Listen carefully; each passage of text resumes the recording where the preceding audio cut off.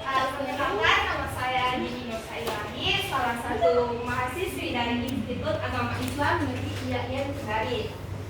Saya prodi saya itu pendidikan agama Islam. Sudah tahu ya? Sudah kenal ya? Sudah. Jadi mata pembelajaran kakak pada hari ini yaitu tentang akidah akal. Di mana judul pembelajaran saya pada hari ini yaitu tentang larangan perbuatan keji. Nah, sebelum melangkah ke materi, ada yang bisa jelaskan seperti apa itu perbuatan keji? Ada yang bisa jelaskan? Pengertian dari perbuatan keji. Oke, silakan. Negatif dulu. Oke, silakan. Perbuatan keji adalah tindakan yang sangat buruk dan tidak baik yang melanggar norma-norma moral dan hukum yang ada di masyarakat. Tindakan ini biasanya berdampak negatif bagi orang lain dan bisa merusak hubungan sosial. Contoh, perbuatan keji meliputi kekerasan, penipuan, pencurian, dan pelanggaran hak asasi manusia. Dalam hukum, perbuatan keji ini biasanya mendapatkan hukum sesuai dengan aturan yang berlaku. Tepuk tangan untuk temannya. Bagus sekali ya. Di sini kakak akan perjelas lagi bahwa perbuatan keji ialah salah satu tindakan atau perilaku yang dianggap sangat buruk dan tercela. Nah, biasanya perbuatan ini adalah seringkali melibatkan tindakan yang dapat merugikan diri sendiri dan dapat menyakiti orang lain, baik itu secara fisik, emosional, serta melanggar nilai-nilai moral yang telah dimiliki oleh agama kita, yaitu agama Islam. Nah, oke, sampai di sini paham? Paham. Sudah paham ya seperti apa itu perbuatan keji?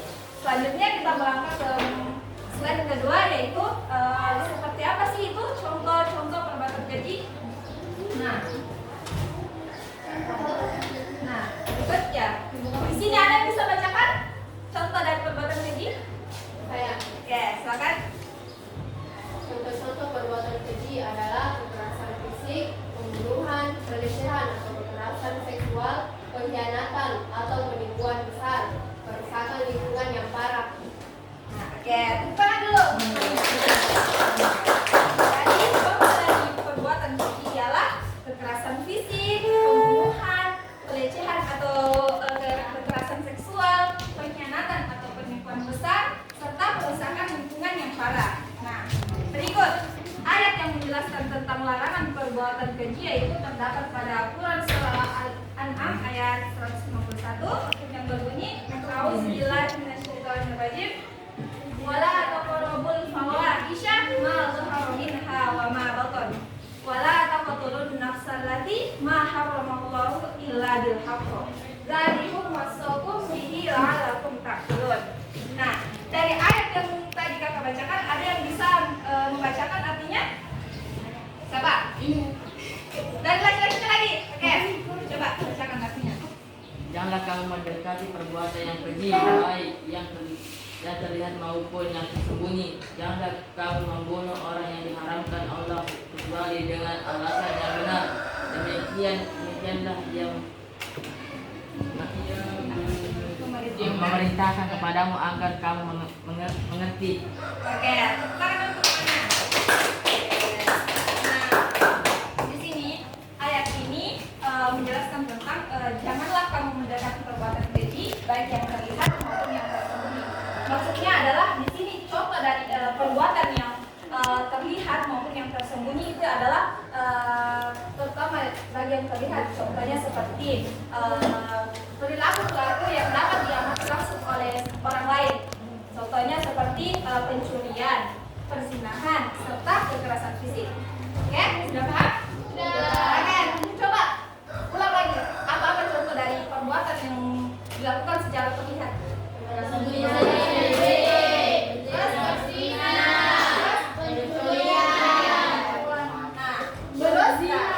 Contoh dari perbuatan yang tersembunyi atau tidak terlihat itu adalah perbuatan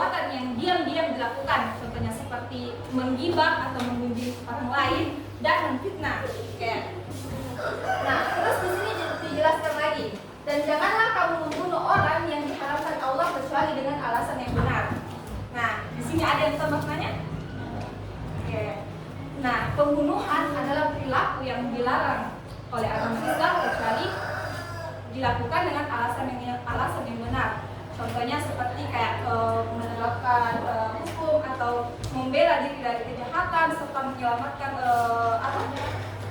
diri dari perilaku atau orang-orang yang jahat. Oke? Nah, pembunuhan bisa dilakukan kecuali dengan alasan yang tertentu yang dijelaskan tadi. Oke, sudah paham? Sudah. Nah, kayaknya di sini sudah mengantuk deh adik-adiknya. Oke, di sini ibu ada bikin sedikit Kalau kakak bilang bagaimana kabarnya hari ini, kalian jawab alhamdulillah, luar biasa, tetap semangat. Luar biasa, tetap semangat, Allahu Akbar. Oke, ulang coba. Bagaimana kabarnya hari ini? Alhamdulillah, luar biasa, tetap semangat, Allahu Akbar. Luar biasa begini ya? Oke, luar biasa, tetap semangat, Allahu Akbar. Oke, ulang satu kali lagi. Bagaimana kabarnya hari ini? Alhamdulillah, luar biasa, tetap semangat, Allahu Akbar. Oke, satu kali lagi yang lebih mulia lagi. Oke, bagaimana kabarnya hari ini? Alhamdulillah, luar biasa, tetap semangat, Allahu Akbar. Kita melangkah ke materi selanjutnya, yaitu tentang beberapa faktor dari perbuatan keji. Nah, biasanya faktor utama dari terjadinya perbuatan keji itu biasanya terjadi pada lingkungan keluarga yang buruk. Nah, misalkan contohnya ada anak laki-laki anak laki-laki di keluarganya itu dia tidak mendapatkan kasih sayang yang penuh, tidak diperhatikan sama orang tuanya, dibebaskan sana kemari, mungkin tidak dilarang-larang tuh sama orang tuanya, terus di dalam keluarganya tuh mereka mengalami gangguan mental sehingga mereka biasanya mencari pelarian di luar kok. Kayak misalnya di rumahnya dia tidak mendapatkan kasih sayang, makanya dia lakukan semua di luar kok. Kayak misalkan itu terjadi kan. Misalkan di keluarganya dia tidak dibiayai, kebutuhannya tidak dipenuhi, makanya mereka keluar mencuri, mengambil orang tanpa bilang kok, karena dia tidak mendapatkan semuanya dari keluarganya. Nah, terus faktor yang kedua itu berpengaruh dari teman sebayanya. Nah, jadi bagaimana kepribadian kita terbentuk tergantung siapa teman kita bergaul, tergantung bagaimana lingkungan pertemanan kita. Jika kita berteman dengan orang-orang yang positif, maka kepribadian kita itu juga terbawa menjadi positif juga. Begitu pula sebaliknya. Jika kita bergaul dengan orang yang berjalan baik atau orang-orang yang negatif, maka kepribadian kita itu juga akan menjadi perilaku yang pikiran baik atau yang negatif. Nah, terus, dampak dari perbuatan keji ialah yang pertama pasti akan berdampak pada korban, berdampak pada siapa yang kita kenakan. Terus berdampak pada keluarga. Misalkan kalau kita ini kok di luar kita melakukan adegan-adegan yang seksual kok, terus ditangkap yang malu siapa? Orang pertama kita sendiri dan Orang tua. ya mau nggak mempermalukan keluarga kita? Jadi kita ya. Dan dampaknya juga itu berdampak pada kesehatan mental kita. Nah, kalau kita melakukan hal-hal seperti itu, otomatis ya mental kita akan terganggu toh, kayak sampai-sampai kayak terancam di masa depan. Kalau mental kita sudah terganggu, sudah rusak, tidak ada lagi pikiran itu untuk melihat masa depan toh, kayak tidak ada lagi kalau saya ke depan yang mau begini, kenapa semuanya sudah rusak di awal. Di sini sudah paham? Sudah. Oke. Nah, kalau misalkan semisal kita sudah terjerumus pada perbuatan keji yang sudah kakak jelaskan tadi, apa solusi dari semua ini? Apa solusinya supaya bisa dikembali ke jalan yang benar atau ke jalan yang baik?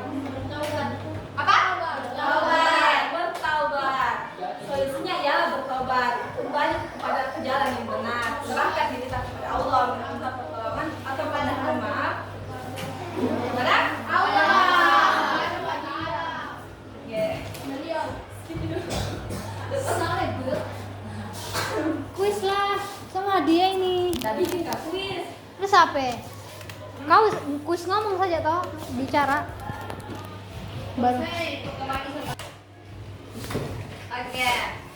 Dari semua materi yang Ibu jelaskan tadi tentang apa itu perbuatan keji, ayat yang termasuk dari larangan perbuatan keji, contoh-contoh perbuatan keji, serta faktor dan konsekuensi dari perbuatan keji itu semuanya sudah dipahami ya?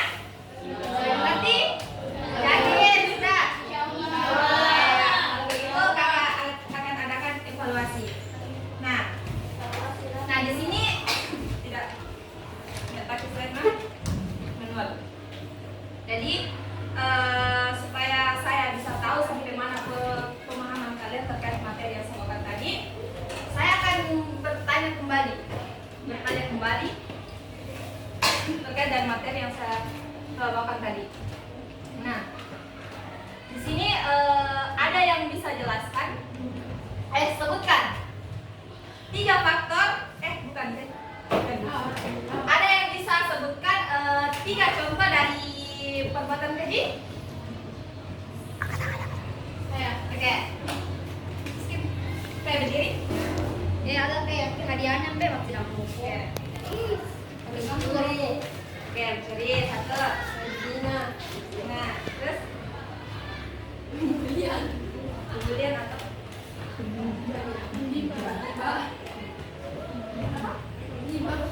oke, tepuk tangan untuk semuanya. Oke, sekali. Sudah betul ya? Tunggu dulu, aplaus yang melihat untuk semuanya karena benar. Nah, kuis yang kedua. Ada yang bisa sebutkan dampak dari perbuatan keji berdampak pada siapa? 2 saja. Nah, oke, ulang. Yang tercepat. Karena ketika saya sudah selesai berbicara langsung diangkat tangan. Oke?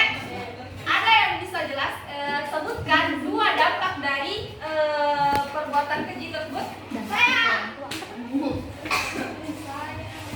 Oke, ulang. 1, 2, 3. Saya. Oke, ini depan. Apa saja?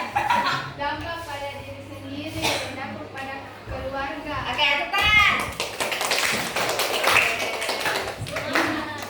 Terus pertanyaan yang singkat lagi ya. Yang seringan lainnya. Ketika kita sudah terjerumus dari perbuatan keji tersebut, apa solusi? Sebutkan saja satu. Saya. Sebutkan apa solusi? Sebutkan satu solusi yang dapat kita lakukan untuk kembali ke jalan yang benar.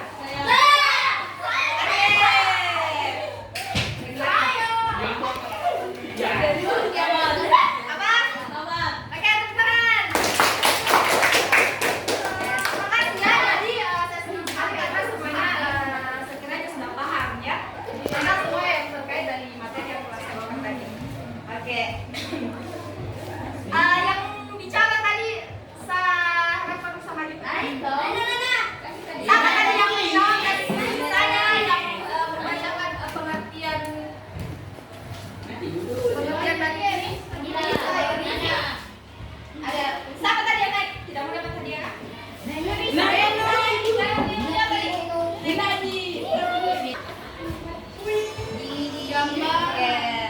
Ya, tepuk tangan dulu untuk teman yang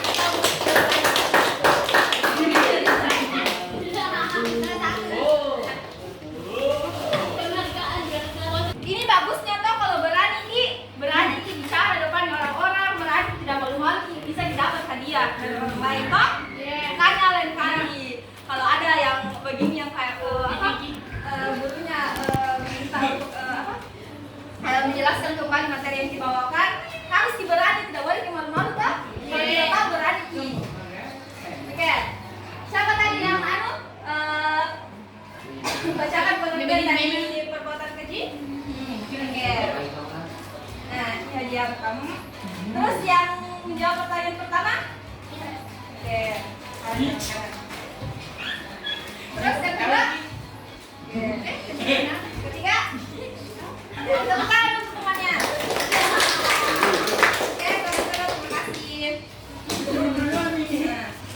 Hadiah. Nah, caranya ada sekali.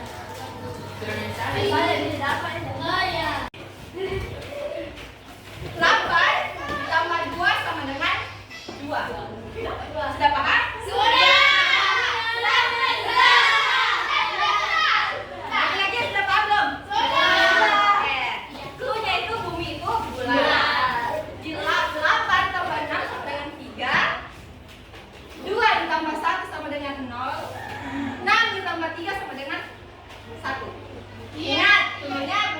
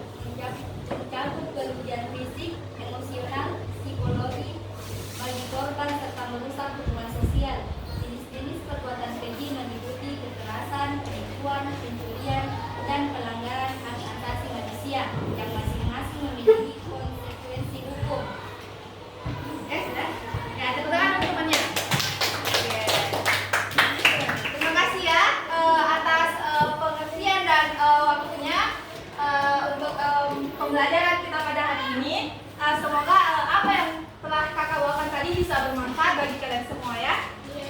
Oke, mungkin sampai di sini saja materi yang bisa kakak sampaikan. Lebih dan kurangnya mohon dimaafkan. Bila itu wal hidayah.